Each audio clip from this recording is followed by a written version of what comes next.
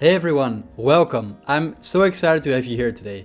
I'm Willem and we're about to dive into some seriously effective email marketing strategies. I assume you've put a lot of work into email campaigns, but you end up a little frustrated because those leads you want just aren't coming in like you hoped. Well, let me tell you, you're not alone.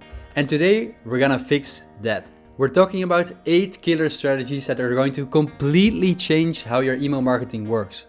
8 ways to make your campaigns more engaging, more personalized and way more effective.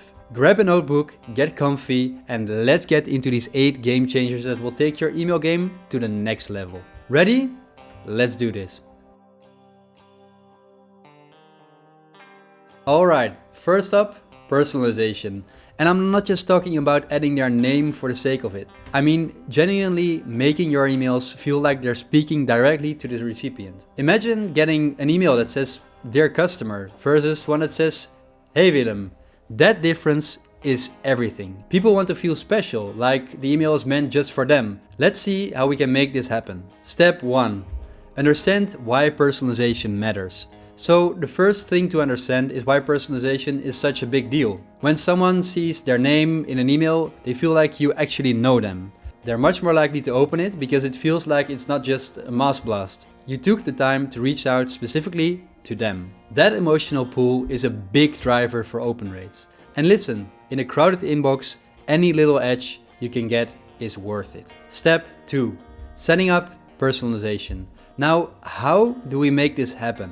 The key is having the right data. You've got to collect the basics. Names, preferences, anything that helps you know who these people are. Then you set up placeholders in your email templates. So instead of "Hey there," you use a first name. When you send the email, each recipient gets their own name right there. It's simple, but it makes a world of difference.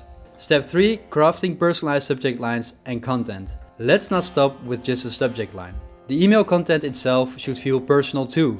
For example, let's say your subject line is "Hey John, I've got something you will love." Here, you're already setting the tone. Then in the body, you follow up with "John, here's a deal just for you." That little bit of extra effort makes the reader feel like you're more talking to them, not a faceless crowd. Step 4. Analyzing engagement data. Once you've got these emails out there, it's time to see if it's working. Check out your analytics and look at those open rates. Are people clicking more when you personalize? Usually the answer is yes. You're not just shooting in the dark here. You're using real data to see if your personalized emails are performing better than the generic ones. Step 5. A/B testing personalization. Let's not guess here. We're gonna A/B test. Take 2 versions, one with personalization and one without, and send them to different segments in your audience and see which one performs better. This is where you get real proof about what works and what doesn't. Sometimes little changes like adding someone's name can lead to a huge difference in clicks and conversions. Step 6. Automate for scalability. Okay, so now you're convinced personalization works, right? But you're not going to sit there manually adding names for every email. No way. Automate it. Set up workflows so every email that goes out automatically includes the recipient's name or their interests. It makes your campaign so much more effective without adding a ton of extra work on your end. Alright, that brings us nicely to our next point, the sender email address. Now that we've talked about personalizing the content, let's focus on who the email is coming from. This little detail can totally change how people react to your message. Think about it. If you got an email from info@company.com versus one from john@yourcompany, which would you be more likely to open? I'm betting it's the one that feels more human. Step 1. Understand the impact of sender identity. First thing here, why does it even matter? Well, people respond to people, not faceless companies. An email from info@ can feel like a robot send it. But if you see a real person's name, John@yourcompany, it feels more like a personal connection. And that's what we want. We want the recipient to feel like they're talking to a human who cares about them, not just some automated system. Step 2. Set up different sender profiles. To test this, set up different sender profiles. You want to have both options ready. A company email like info@yourcompany.com and a personal one like john@yourcompany.com. This way you're set up to see which version gets better responses. It's all about testing and learning. Step 3. crafting emails with different sender types. You're going to take your email and send it out from both profiles. Keep everything else the same, the subject line, the content, but switch up the sender. One is going to say info@yourcompany.com and the other one is going to be from John. This helps you isolate what difference the sender makes without other factors getting in the way. Step 4. A/B testing the sender profiles. Alright, now let's A/B test these versions. Split your audience in two. Half get the company sender, half get the personal sender. And then we sit back and watch. Who opens the email more? Which version drives more clicks? This kind of testing gives you a clearer picture of what works best with your audience. Step 5. Analyze the results using analytics. Now it's time to analyze the results. Check the open rates, click-through rates and even responses. Did more people open the email from John? Did it get more replies or clicks? This data is your guide. It will show you exactly what your audience prefers and help you make smarter decisions for the next campaign. Step 6 is to automate sender selection for consistency. Once you know which sender profile performs better, it's time to automate. Set up a rule so that your campaign always use the best sender type. This way your emails stay consistent and you're always putting your best foot forward without having to manually make that choice every time.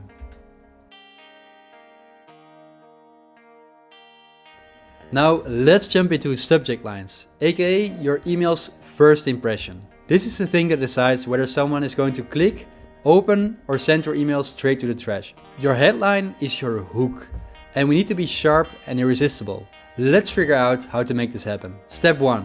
Understand different headline types. Think about it, there are a bunch of different styles of subject lines. You've got the curiosity driven ones like you won't believe what happens next, which leave people wanting more. Then you've got the urgency, like last chance, 24-hour sale. That makes them feel like they need to act now. And you've got the more emotional ones, like transform your home today, that connect with deeper feelings. Each one is powerful, but different audiences respond to different things. Step 2 is to create multiple headline variations. Now let's get creative. Write a few different versions, maybe a curiosity-driven one, an urgency one and a straightforward one. Having a mix gives you options to see what really works for your audience. Step 3 is to segment your audience for testing. Take your audience and break them into smaller groups. Send each headline to a different group. You want to make sure the segments are as similar as possible. That way, the only thing affecting your open rates is the headline itself, and not something else like audience preferences. Step 4 is using A/B testing to measure effectiveness. Alright, let's send these out and A/B test. We're going to monitor metrics like open rates and see which headline resonates the most. Does your audience respond better to curiosity, or are they more into the direct, tell it like it is approach? The goal here is to learn, not just guess. Step 5. Analyze the trends. When the data starts rolling in, it's time to analyze. Are people opening the emails that create urgency, or maybe they love a good teaser? Find the trends. Maybe younger audiences love curiosity, while business professionals prefer something more straightforward. These patterns are pure gold, because they help you craft better emails every time. Step 6. Automate best practices for future campaigns. And now take what you've learned and put it on autopilot. Use automation to make sure your future campaigns are built on these successful strategies. Set things up so that your system can suggest headline styles based on what you worked in the past. That way you're always improving and keeping that momentum going. So now that you've gotten someone to open your email with a great headline, the next challenge is keeping them engaged with the body text. This is where you seal the deal and get them to click, buy, sign up, whatever it is you want them to do. Let's talk about how to make this happen. Step 1. Craft different versions of body content. So let's try a few different approaches. One version could be super direct. Here's what we're offering. Here's what it costs. Here's what you need to do. The other version could be more of a story. Maybe you will tell them about a customer who used your product and loved it. Or describe the journey someone went on and how you've helped them. Different approaches resonate with different styles. Step 2. Match the tone to your audience. Once you've got your drafts ready, think about who's going to read them. If you're targeting young creative types, they might love a story with personality and flair. If your audience is busy professionals, they might want to get straight to the point. Matching the tone and the style to your audience is key. It's about speaking their language. Step 3. Set up content variations for testing. Assign one group to get the straightforward version and the other one to get a storytelling version. This is the best way to see which style really connects with your readers. You need to be able to clearly tell which version is pushing them to take action. Step 4. Conduct A/B tests and monitor engagement. Once you send them out, keep an eye on engagement metrics. Are people clicking the links more in one version? Are they replying or taking action? Maybe the storytelling keeps them engaged longer, or maybe they're more likely to click if you get right to the point. All these details will help you get a better understanding of what makes your audience tick. Step 5. Analyze engagement metrics. When the data comes in, dive in and analyze. Which content style did better? Did a certain group prefer one style over the other? Look at metrics like click rates, read time and conversion rates. The insights here will help you improve not just this campaign, but all future ones. Step 6. Automate winning styles. Once you know what works, automate it. Set up your campaigns so that the style that works best for each segment gets used automatically. It's about ensuring your emails are consistently delivering the right kind of value to each part of your audience, without having to start from scratch every single time. Now let's get into tone and style. This is another one of those things that people don't always think about, but it's super important. Should your email sound like a professional memo, or should it be more like a friendly chat? The right tone can make all the difference between someone connecting with your message or ignoring it. Let's break it down. Step 1. Understand your audience. First, know who you're talking to. If you're sending an email to a group of professionals, maybe executives or B2B contacts, they might expect something more polished, straightforward and professional. On the other hand, if you're emailing a younger, more casual group, say creatives or people in a lifestyle segment, they will probably prefer a friendly, conversational tone. The key is understanding who your audience is and what they respond to. Step 2. Draft formal and informal versions. Okay, so let's draft 2 versions of your email. One should be formal, like "Dear valued customer, we would like to inform you" and all that. The other one should be more laid back, like "Hey there, we've got some news we think you will love." This gives you 2 distinct styles to test, and it helps you figure out which one lands best. Step 3 is segmenting audience groups for testing. Split your audience into different groups based on their demographics or past interactions. Maybe you already know that one segment of your list tends to be more business oriented, while another group has a more casual vibe. Send each version to the appropriate group so you're really testing tone against audience type. Step 4 is A/B test formal versus informal styles. Send those emails out and let's see what happens. Monitor open rates, clicks and even replies. Does the formal approach resonate more with the corporate types? Does the casual tone get more clicks from the creative segment? The idea is to learn what kind of communication your audience prefers, so you can do more of what works. Step 5. Analyze results. Once the emails are sent, dive into your analytics. Did one tone perform noticeably better? Did people in one group click more or reply more when they get the casual email? Look for trends. This is where you get insights that will help you tailor your tone to different segments effectively. Step 6 is automate tone selection for each segment. If the formal tone works better for a certain audience, set up a rule to make sure they always get that type of communication. And if the casual tone is a hit with another group, let's make that default for them. Automation helps you personalize the experience for each audience without having to think about it every single time. Alright, moving on. We've talked about personalizing with names, but let's take it up a notch. How about personalizing the entire content of your emails? I'm talking about recommending products they are already interested in or showing them content that speaks directly to their needs. You know what nobody likes? Generic emails that don't apply to them at all. It's time to make your emails feel like a personal conversation, not a broadcast. Let's get into it. Step 1. Understand the power of personalization. First, let's understand why personalization is so powerful. Imagine getting an email that says, "Hey Willem, here are some hiking boots we think you will love based on your recent search," versus "Check out our latest products." Which one grabs your attention? It's the personalized one, right? People love feeling that you get them, that you understand their needs. And that's why personalized content can skyrocket engagement. Step 2, set up data collection for personalization. To do this, you need to start with the right data. You need to know what your customers are interested in, like their browsing history, their past purchases, or even what links they've clicked on in previous emails. All this data helps you create emails that are relevant. So set up data collection tools that track these interactions. Every bit of data you gather will help you make your message more tailored and specific. Step 3 is creating personalized and generic versions. Now it's time to put it into action. Create two versions of your email. One that's personalized and one that's generic. In the personalized one, include specific recommendations or reference things they've shown interest in. The generic version is just your standard broad announcement. For example, the personalized one might say, "Hey Sarah, we thought you'd love these accessories for your new phone." While the generic one says, "Check out our latest products." This way, we can see which one gets more love. Step 4, send and monitor using A/B testing. Okay, send those emails out and A/B test them. Split your audience. Half gets the personalized version and half gets the generic one. Now, watch those metrics. Who's opening, who's clicking, and who's actually buying. The difference is often huge when it comes to personalized content versus generic. Step 5. Analyze and identify patterns. When the results come in, dive deep into the data.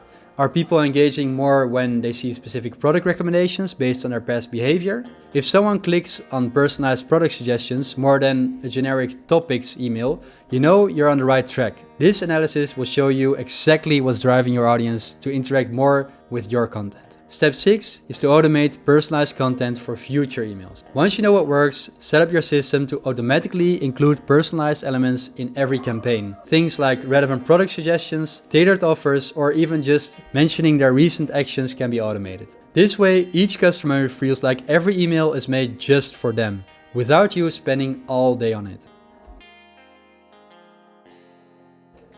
Alright, let's switch gears and talk about design layouts. Once someone opens your email, the look and feel of it can totally make or break their experience. Should you go for an image-heavy email or something simpler and text-focused? This is about finding what visually appeals to your audience and what drives them to take action. Let's figure out the best way to present your content. Step 1 is understanding why layout matters. Think about this. When you get an email that's super cluttered, you're probably like, I don't even want to look at this, right? But if it's clean, easy to read, or it has nice visuals, you're more likely to engage with it. The layout has a direct impact on whether your message gets through or not. Some people like a lot of visuals, while others just want facts. The key is to figure out which group your audience falls into. Step 2 is choosing layouts to test. Alright, so let's pick a few different templates to try out. You want one that's full of visuals, images, maybe some infographics, something that pops. Then create a second version that's more text focused, maybe just a couple of images, but more emphasis on the content. And maybe a third one that's a mix of both. Having these options ready is important for figuring out what clicks with your audience. Step 3 is segmenting your audience for testing. Take a fair chunk of your email list and send each group a different layout. Make sure the groups are similar in size and composition. That way you get reliable results. We want to know how these different designs perform with roughly the same types of people. Step 4. Send each layout and monitor engagement. Send out those emails and pay attention to engagement metrics like open rates, click-throughs, and even time spent on the email. Are people clicking more when they see big, bold visuals? Or are they interacting more with the simpler, straightforward layout? You might find that one segment loves visuals, while another prefers a clean, text-based email that's easy to read. Step 5. Analyze the results. Now it's time to dig into those numbers. Which template performed better overall? Was the image-heavy layout driving more clicks? Or did the text-heavy one result in better conversions? Understanding what your audience finds engaging will help you shape your future campaigns to get better and better. Step 6. Automate best layout selection. Finally, let's automate the best practices. Once you figure out which layout works best for different segments of your audience, set up rules to automatically use those styles. This way, you're not reinventing the wheel each time. You're consistently delivering the kind of layout that gets your audience to act. Alright, for our last topic today, we're going to talk about welcome emails. But not just a single, hey, thanks for joining. I'm talking about a whole welcome series. This is how you can roll out the red carpet for your new subscribers and really make them feel like they're part of something special. Let's dig into how to create an awesome welcome series that turns new subscribers into lifelong fans. Step 1. Understand why a welcome series is important. So why should we bother with a whole series? Well, think about it. Like meeting someone new, you don't just say hi once and walk away. You want to keep the conversation going and build up a relationship right? A welcome series gives you a chance to tell your story, highlight your best features, and show your new subscribers why they should stick around. You're building trust from day one. Step 2. Plan the welcome series content. Now let's plan out what this series looks like. We're talking about 3 to 5 emails spaced out over the first couple of weeks. The first email is all about a warm welcome. Hey, thanks for joining. Here is what you can expect. The second might introduce them to your top features or best content, like here's why our community loves us. And the third one could be something with a bit more incentive, like a discount code or exclusive offer. It's all about taking them on a journey. Step 3, personalize each email in the series. Personalization is key here. If someone signed up because of a particular product or incentive, make sure you mention it. For example, hey John, welcome aboard. We noticed you're interested in our productivity tools. Here's how you can make the most out of them. You want each email to feel like it's written just for them, even though it's automated. Step 4. Automate the series for consistency. Alright, now that you have your content ready, automate the whole series. Make sure the first email goes out immediately after sign up. That's when they're most excited. The second can follow a day or two later, and the third maybe after a week. Automation is critical here because it makes sure everyone gets the same great experience without you having to send each email manually. Step 5. Track engagement metrics. As those emails get out, track engagement closely. Are people opening the first email but not the others? Are they clicking on your links, signing up for something, or making a purchase? You want to see where the drop-off is happening. If people aren't getting past the second email, maybe that one needs a tweak. Tracking these metrics will help you make the series better and more engaging. Step 6. Optimize and refine. Finally, use what you've learned to optimize the series. If you notice an email really resonates, build on that style for the next. If something isn't working, switch it up. Maybe a little humor or make the call to action more compelling. The point is keeping improving the welcome series until it's driving real results, turning those new subscribers into engaged members of your community. And there you have it. 8 powerful strategies to make your email marketing more effective and pull on more leads. We talked about personalization, sender profiles, killer subject lines, engaging content, and even how to create a welcome series that makes a lasting first impression. Remember, the magic is in the testing and the tweaking. Don't be afraid to experiment and find what works best for your audience. I hope you're leaving with some fresh ideas and excitement to take your email game to the next level. If you're ready to start putting those strategies into action, don't wait and start today. And if you want more resources or tools to help you get started, check out the link below for some helpful options. Let's go get those leads together. Thank you for sticking around, everyone. Don't forget to like this video, subscribe to the channel, and hit that notification bell so you don't miss out on future webinars like this one. And hey, if you got any questions, drop them in the comments below. I'd love to help you out. Let's make your email marketing totally unstoppable. Bye.